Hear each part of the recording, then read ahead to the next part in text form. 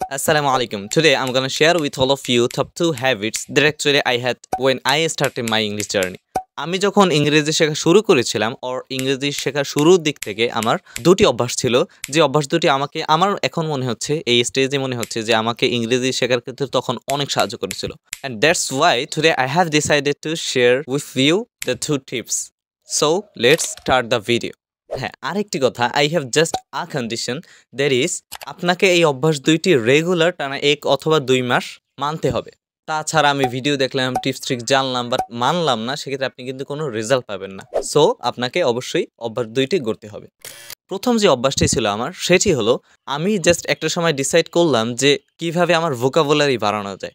So vocabulary বাড়ানোর ক্ষেত্রে আমি একটা টিপস ফলো করেছি, সেটি হলো আমি প্রতিদিন জাস্ট একটা পেজ নিতাম অ্যান্ড ওই পেজে আমার টার্গেট থাকতো যে প্রতিদিন এ থেকে জেড পর্যন্ত লিখতাম। আপনারা কি মনে করছেন? A B C D F G এরকম লিখতাম আর এরকম লিখে আমার ভোকাবুলারি ডেভেলপ করতে পারতাম? না, বিষয়টা এমন না। বিষয়টি হলো আপনি এ লিখবেন, ঠিক আছে, এ লিখবেন অ্যান্ড এরপরে আপনাকে একটি এ দিয়ে একটি ওয়ার্ড তৈরি করতে হবে। এখন এতে অ্যাপেল, বিতে বল, এমন না। এ দিয়ে জাস্ট একটি ওয়ার্ড তৈরি করবেন অ্যান্ড ওই ওয়ার্ড থেকে আবার একটি সেন্টেন্স তৈরি করবেন। ফর এক্সাম্পল, আমি এ নিলাম, এ ইকুয়াল টু দিয়ে আমি লিখলাম যে অ্যাংরি। এখন অ্যাংরি অর্থ রাগান্বিত হওয়া। সো এ দিয়ে একটি সেন্টেন্স যদি আমি বানাতে চাই, I am angry with her, আমি তার সাথে রাগান্বিত হয়ে আছি।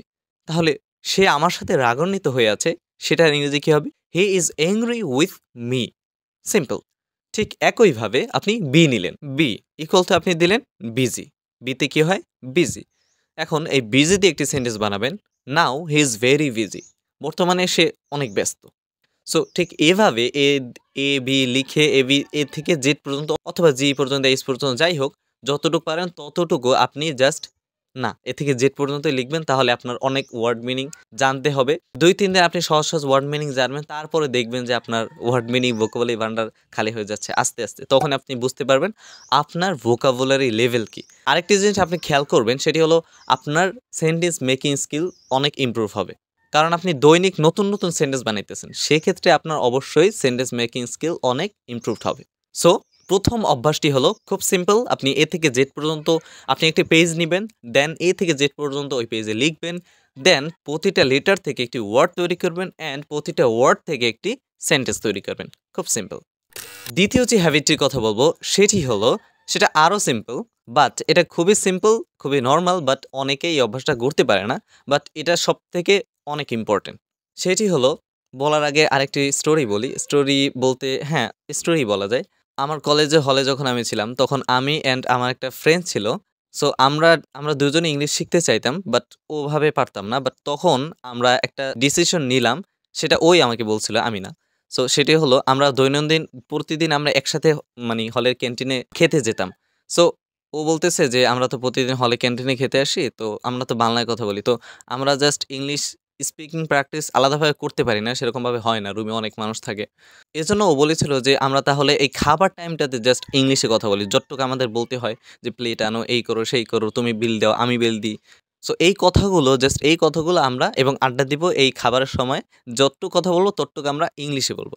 সো আমরা দুইজনে খুব ডেডিকেটেড ছিলাম, আমরা প্রতিদিন ইংলিশ স্পিকিং করতাম ওই টাইমে। আলাদাভাবে কিন্তু আমাদের টাইম বের করতে হয় নাই যে আসর থেকে মাগরিব পর্যন্ত আমরা বসে বসে জাস্ট কোনো কারণ ছাড়া আড্ডা দিব আর কোনো কারণ ছাড়া ইংলিশ স্পিকিং করব, এরকম না। বিষয়টা হলো, আমাদের প্রয়োজনে, আপনি যখন আপনার প্রয়োজনে ইংলিশ বলতেছেন, সেক্ষেত্রে আপনি কিন্তু ইংলিশ বলতে বাধ্য, অ্যান্ড আপনাকে ওই সময় জাস্ট ইংলিশেই কথা বলতে হবে।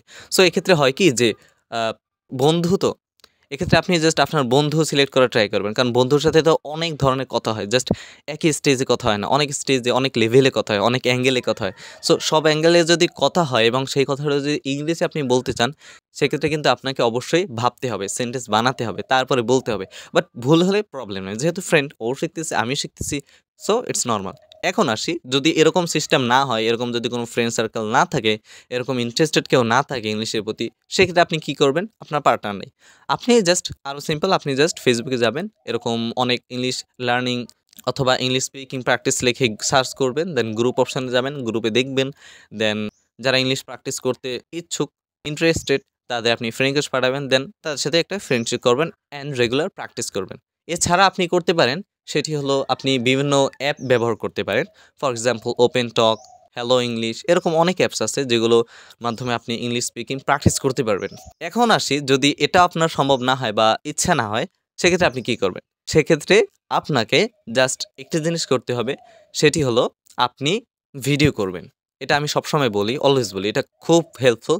আপনি জাস্ট ভিডিও করবেন ক্যামেরার সামনে এসে প্রতিদিন ৫-১০ মিনিট ইংলিশ স্পিকিং করার ট্রাই করবেন। আপনাকে বলতেছি না ইংলিশ স্পিকিং করা লাগবে, ইংলিশে ভিডিও বানাতে হবে। আপনি জাস্ট বানানোর ট্রাই করবেন। শুরুতে অনেক মনে হবে, দেন বিলিভ মি ১ থেকে অথবা ২ মাস পর যদি আপনি ৩০-৩৫ টা ভিডিও বানান, শেষের ভিডিওটা আর ১ম ভিডিওটার সাথে একটু কম্পেয়ার করে ট্রাই করবেন। তখন দেখবেন আপনার ইমপ্রুভমেন্টটা কতটা হয়েছে। এখন আসি, ভিডিও যদি না করতে ইচ্ছে করে, সেক্ষেত্রে আপনি কি করবেন? আপনার জন্য আরেকটি জিনিস হলো, আপনি জাস্ট অডিও করবেন, রেকর্ড করবেন। সেক্ষেত্রে ভিডিওর মতো আপনি দেখতে পারবেন না আপনার এক্সপ্রেশনগুলো। ভিডিও কলে কিন্তু আপনি এক্সপ্রেশন দেখতে পারবেন, ভুল ধরতে পারবেন, মুখের ভাব-ভঙ্গিমা ধরতে পারবেন। বাট অডিও কলে এটা হবে না। বাট নাইমোর থেকে তো কারামো ভালো, তাই না? সো আপনি অডিও রেকর্ড করতে পারেন। বাট আপনাকে you have to be regular to practise English. এই গেল ২ টি হ্যাবিট যেটা আমার ছিল অ্যান্ড খুব হেল্পফুল। এখন জাস্ট আরেকটি ফ্রি টিপস দিতেছি, সেটি হলো আপনি প্রতিদিন ইংলিশ ভিডিও দেখার ট্রাই করবেন। আপনি যা পছন্দ করেন, যে কনটেন্টই দেখেন একই কনটেন্ট, বাট ওইটার ইংলিশে দেখার ট্রাই করেন। ওই কনটেন্টের ইংলিশ আছে কিনা, আপনি ব্লগ দেখেন, আপনার ওই ব্লগ ইংলিশে আছে কিনা, ইংলিশ কোনো ব্লগার আছে কিনা। আপনি লেকচার শোনেন, মোটিভেশনাল ভিডিও দেখেন, মোটিভেশনাল ভিডিও ইংলিশে আছে কিনা, মোটিভেশনাল লেকচারগুলো ইংলিশ লেকচারার আছে কিনা, এগুলো আপনি দেখার ট্রাই করবেন। সো টিপসগুলো খুবই ইজি, হ্যাবিটগুলো খুবই ইজি, তৈরি করাও খুব ইজি, বাট মানাটা ইজি না। মানাটাও ইজি, বাট অনেকে মানে না। সো যারা মানে না তারা ফেইলিউর অবশ্যই হবে। আর যারা মানে, অথবা আপনিও যদি এখন থেকে মানেন, আপনি কিন্তু আপনার ইংলিশ স্পিকিং স্কিল অনেক ইমপ্রুভ করতে পারবেন ইনশাআল্লাহ। তো এই ছিল আজকের ভিডিও। দেখা হবে পরবর্তী ভিডিওতে ইনশাআল্লাহ। আল্লাহ হাফেজ। আসসালামু আলাইকুম ওয়া রাহমাতুল্লাহ।